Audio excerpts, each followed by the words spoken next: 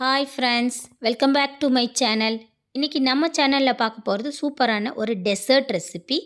இந்த recipe 5 star ஹோட்டல்லலாம் ரொம்ப ஃபேமஸான ஒரு டெசர்ட்டாக வச்சுருப்பாங்க. இதை நார்த் இந்தியன் குசைனில் ரொம்ப ஃபேமஸான டெசர்ட் இது.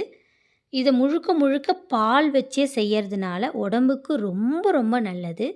நீங்கள் டெசர்ட்டுக்கு ஐஸ்கிரீம் சர்வ் பண்ணுறத விட இந்த மாதிரி ஹெல்த்தியான ஒரு ஐட்டத்தை பசங்களுக்கு செஞ்சு கொடுங்க. இந்த சம்மரில் கிடைக்கக்கூடிய ஃப்ரூட்ஸை வச்சு இதை செஞ்சு கொடுத்து பாருங்கள். பசங்களோட உடம்புக்கும் ஆரோக்கியம், ரொம்ப விருப்பமான ஒரு டெசர்ட்டாகவும் இது இருக்கும். இது எப்படி செய்யலான்னு பார்க்கலாம் வாங்க. இதுக்காக அடிகனமான ஒரு பாத்திரம் ஒன்று எடுத்துக்கிறேன். இதில் 1 லிட்டர் அளவுக்கு பால் சேர்க்குறேன். Full cream milk. இதில் தண்ணி எதுவும் சேர்க்கலை, பாலில் வெறும் பால் மட்டும் சேர்த்துருக்கேன். 1 லிட்டர் அளவுக்கு சேர்த்துருக்கேன். இந்த 1 லிட்டர் பாலில் நான் ப்ரிப்பேர் பண்ணுற இந்த ரப்டியை வச்சு ஒரு 8 மெம்பர்ஸ்க்கு சர்வ் பண்ணலாம் டெசர்ட்டை.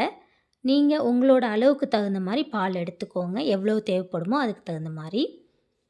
இப்போ இது பாலை கொதிக்க வைக்கிறேன். பால் பாருங்கள் நல்லா கொதித்து பொங்குது.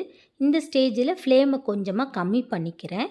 கம்மி பண்ணிவிட்டு நல்லா கிளறி விட்டு கொதிக்க விடணும். அதில் ஏடை நல்லா படர்ந்து வர்றதுக்கு விடுங்க. ஒவ்வொரு டைமும் ஏடை படர்ந்து வர்றதை அப்படி ஸ்பூனால் எடுத்து எடுத்து விடுங்க. அப்புறம் ஓர போர்ஷனில் இருக்கிற அந்த ஏடையும் நல்லா பேர்த்து விடுங்க. அடியில் தீ பிடிச்சிடாமல் இருக்கணும் பாத்திரம், அதனால் அடிப்பக்கமும் நல்லா கிளறி விட்டுக்கிட்டே இருங்க. பாலோட அளவு கொஞ்சம் இந்த மாதிரி திக்காகி வரும். அந்த ஸ்டேஜில் அந்த ஓரத்தில் இருக்கிற எடையெல்லாம் பிச்சு விட்டு நல்லா கலக்கி விடுங்க.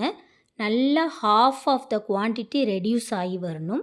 அது வரைக்கும் பால் கொதிக்கட்டும். இதுக்கு அட்லீஸ்ட் 20 மினிட்ஸ் ஆவது எடுக்கும். இப்போ இந்த ரபடிக்கு தேவையான சில ஃப்ரூட்ஸ் எடுத்திருக்கேன். நான் வாழைப்பழம், கொஞ்சம் திராட்சைப்பழம், அப்புறம் ஸ்ட்ராபெரியும் ஆப்பிளும் எடுத்திருக்கேன். நீங்கள் உங்கள் பிளேஸில் கிடைக்கக்கூடிய ஃப்ரூட்ஸ், அவைலபிளாக கிடைக்கக்கூடிய ஃப்ரூட்ஸை எந்த ஃப்ரூட்ஸ் வேணாலும் சூஸ் பண்ணி எடுத்துக்கலாம். அதுவும் இப்போது சம்மரில் நிறைய நமக்கு கிடைக்கக்கூடிய நுங்கு, மாம்பழம், பலாப்பழம், இந்த மாதிரி ஃப்ரூட்ஸ் எல்லாம் இதில் சேருங்க. தர்பூசணி பழம்லாம். இந்த டெசர்ட் ரொம்ப அருமையாக இருக்கும். பசங்களுக்கு அந்த கோடைக்கால ஃப்ரூட்ஸும் உடம்புக்கு சேரும், கூடவே பால் சத்தும் நிறைய உடம்புக்கு போகும். ஸோ ஆரோக்கியமான ஒரு டிஷ் இது. நான் எடுத்து வச்சுருந்த இந்த ஃப்ரூட்ஸை நல்லா தண்ணியில் கழுவிட்டு சின்ன சின்னதாக நல்லா பொடுசாக கட் பண்ணி எடுத்துக்கிறேன். இது ஃப்ரூட்ஸ் நல்லா பொடுசாக கட் பண்ணி போட்டால் தான் நல்லாயிருக்கும். எந்த ஃப்ரூட்ஸ் எடுத்தாலும் நல்லா பொடியாக கட் பண்ணி எடுத்துக்கோங்க. நான் இன்றைக்கி ஸ்ட்ராபெரி ஃபஸ்ட்டு கழுவிட்டு அது நல்லா பொடுசாக கட் பண்ணி ஒரு பவுலுக்கு ஷிஃப்ட் பண்ணி வச்சுக்கிறேன். இதே மாதிரியே நான் எடுத்து வச்சுருந்த மற்ற ஃப்ரூட்ஸுகளையும் நல்லா பொடுசாக கட் பண்ணி எடுத்துக்கிறேன். அடுத்தது நான் வாழைப்பழம் எடுத்துருந்தேன். இதையும் தோல் எடுத்துட்டு நல்லா பொடியாக கட் பண்ணிக்கலாம். எனக்கு இங்கே நொங்கு கிடைக்கலங்க. நான் அப்ராடில் இருக்கிறேன். இங்கே நொங்கு அவைலபிலிட்டி இல்லை. பட் நீங்கள் இந்தியாவில் இருந்தீங்கன்னா நொங்கு கிடைக்கும். நொங்கு இதில் சேர்த்து கொடுங்க, ரொம்ப டேஸ்ட் அருமையாக இருக்கும். இப்போ நான் எல்லா ஃப்ரூட்ஸையும் கட் பண்ணி எடுத்து வச்சுட்டேன்.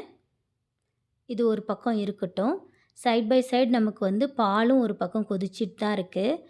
பால் மீடியம் ஃப்ளேமில் வச்சுக்கோங்க. அப்பப்போ நல்லா கிளறி விட்டுக்கிட்டே இருங்க. அடி பிடிச்சிட விட்டுறாதீங்க, அப்புறம் டேஸ்ட்டே மாறி போயிடும். இப்போ பாருங்கள், நான் கொதிக்க வச்ச பால் நல்லா சுண்டி வந்திருக்கு. இப்போது இந்த ஸ்டேஜில் இதில் கொஞ்சமாக குங்குமப்பூ சேர்த்துக்கலாம். குங்குமப்பூ ஃப்ளேவர் கொடுக்கும் இந்த டிஷ்ஷுக்கு. டேஸ்ட்டும் அருமையாக இருக்கும். அதனால் இதில் குங்குமப்பூ சேர்க்குறேன். ஆக்சுவலாக இந்த டிஷ்ஷோட ஃபேமஸே அதுதான், குங்குமப்பூ சேர்ப்பாங்க எலிகண்ட்டான ஒரு டேஸ்ட்டை கொடுக்கறதுக்காக. ஸோ இதில் கொஞ்சமாக ஒரு 1/4 டீஸ்பூன் அளவுக்கு குங்குமப்பூ சேர்த்துட்டு இதை நல்லா கிளறி விட்டுக்கிறேன். குங்குமப்பூவோட கலர் கொஞ்சம் கொஞ்சமாக அந்த பாலில் இறங்கும். இந்த மாதிரி பாருங்கள், முன்னாடி பால் நல்லா ஒயிட்டாக இருந்துச்சு, இப்போ கொஞ்சம் லைட் எல்லோயிஷாக மாறிடுச்சு. இந்த மாதிரி ஆகணும். நல்லா பொறுமையாக கிளறி விட்டு கொதிக்க விடுங்க. அப்பப்போ கிண்டி விட்டுக்கிட்டே இருங்க. சைடில் யாடை எடுத்து எடுத்து விடுங்க. இந்த ரபடியை வச்சு நிறைய ஐட்டம் செய்யலாம். பாசுந்திக்கு, அதுக்கப்புறம் ஃப்ரூட் ரபடிக்கு இந்த மாதிரி நீ எல்லா ஐட்டத்துக்கும் இந்த ரபடி யூஸ் பண்ணலாம். இப்போ இதில் கொஞ்சமாக சர்க்கரை சேர்த்துக்கிறேன், ஒரு 6 டீஸ்பூன் அளவுக்கு. இது ஆல்ரெடி பால் நல்லா கொதிச்சிருக்கு, பால்லே ஒரு ஸ்வீட்னஸ் இருக்கும். அதனால் சர்க்கரை அதிகம் சேர்க்க வேண்டிய அவசியம் இல்லை. ஒரு 5லேருந்து 6 டீஸ்பூன் அளவுக்கு சேர்த்தா போதும். நீங்கள் இன்னும் கொஞ்சம் ஸ்வீட் சாப்பிடுவீங்க அப்படின்னீங்கன்னா இன்னும் ஒரு 2 ஸ்பூன் சேர்த்துக்கோங்க ஜாஸ்தி. சேர்த்துட்டு இதை நல்லா கலரி விட்டு கொதிக்க விடலாம். நான் சேர்த்துருந்த பால் வந்து நல்லா 3/4 பதத்துக்கு குறைஞ்சிடுச்சு. நல்லா திக்காகிடுச்சு பாருங்கள் பாலோட அளவு. இந்த பதத்துக்கு வர்ற வரைக்கும் நல்லா கொதிக்க விட்டுக்கிட்டே இருங்க, கிண்டி விட்டுக்கிட்டே இருங்க நடுவில். இப்போது இதில் 1 டீஸ்பூன் அளவுக்கு ஏலக்காய் பொடி சேர்த்துக்கிறேன். ஏலக்காய் பொடி ஃப்ளேவருக்காக. இது ரொம்ப நல்ல ஃப்ளேவரை கொடுக்கும், மனமே ரொம்ப அருமையாக இருக்குது. இந்த குங்குமப்பூ ஏலக்காயோட ஃப்ளேவரு ரொம்ப டிஃப்ரெண்ட்டாக இருக்கும் இந்த டெசர்ட்டு. கண்டிப்பாக ட்ரை பண்ணுங்கள் உங்கள் வீட்டில். இப்போ இந்த கன்சிஸ்டன்சிக்கு வந்தால் போதும். நல்லா கலக்கி விட்டுட்டு ஒரு 2 நிமிஷம் வச்சுருந்துட்டு அதுக்கப்புறம் அடுப்பை ஆஃப் பண்ணிடலாம். நல்லா எடையெல்லாம் ஓரத்தில் இருக்கெல்லாம் பிச்சு விட்டுருங்க. இது எல்லாமே டேஸ்ட்டை கொடுக்கும் இந்த டிஷ்ஷுக்கு. இப்போ இதை ஆற வச்சிடுறேன். ஒரு 15 நிமிஷம் நல்லா ஆறி வரட்டும்.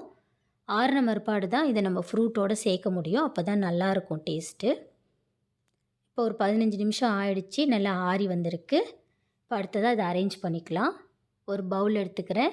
இந்த பவுலில் நம்ம கட் பண்ணி வச்சுருந்த ஃப்ரூட்ஸை 1 பை 1 கொஞ்சம் கொஞ்சமாக சேர்த்துக்கிறேன்.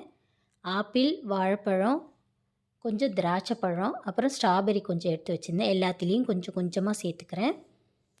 நீங்கள் எத்தனை கப்புக்கு வேணுமோ அதை எல்லா கப்புக்கும் இந்த மாதிரி அரேஞ்ச் பண்ணிக்கோங்க.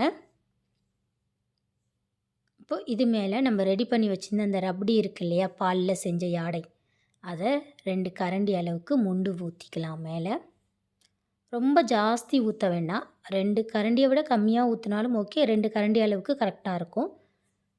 அவ்வளோதான். இப்போது இது மேலே கொஞ்சமாக நட்ஸு கிரேட் பண்ணி தூவிக்கிறேன். அது மேலே ஒரு ஸ்ட்ராபெரி சும்மா டெக்கரேஷனுக்காக வைக்கிறேன். அவ்வளோதான், நம்மளோட ஃப்ரூட் ரப்டி ரெடி ஆகிடுச்சு. இதே இன்னொரு மெத்தடில் இந்த மாதிரி நம்ம ரெடி பண்ணி வச்சுருந்த ரப்படியிலேயே அப்படியே ஃப்ரூட்ஸை கொட்டிடுறது, அப்படியும் செய்யலாம். நம்ம தனியாக பவுலில் அரேஞ்ச் பண்ணியும் கொடுக்கலாம். இல்லாட்டி இந்த மாதிரி 5 ஸ்டார் ஹோட்டல்லலாம் இப்படி தான் கொடுப்பாங்க. எல்லா ஃப்ரூட்ஸையும் அப்படியே அந்த ரப்படியில் சேர்த்துட்டு கலக்கி விட்டுட்டு இந்த மாதிரி நல்லா கலக்கி விட்டுக்கோங்க. அப்புறம் இது மேலே கொஞ்சமாக பொடுசாக கட் பண்ண நட்ஸு கொஞ்சம் தூவிக்கிறேன்.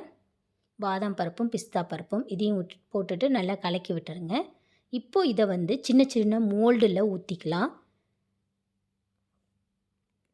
பெரிய பெரிய 5 ஸ்டார் ஹோட்டல்லலாம் இந்த மாதிரி மோல்டில் இதை ஊற்றிட்டு அப்படியே ஃப்ரீசரில் செட் பண்ணிவிடுவாங்க. ஃப்ரிட்ஜில் ஒரு 2 ஹவர்ஸ் கழித்து எடுத்து சர்வ் பண்ணுவாங்க.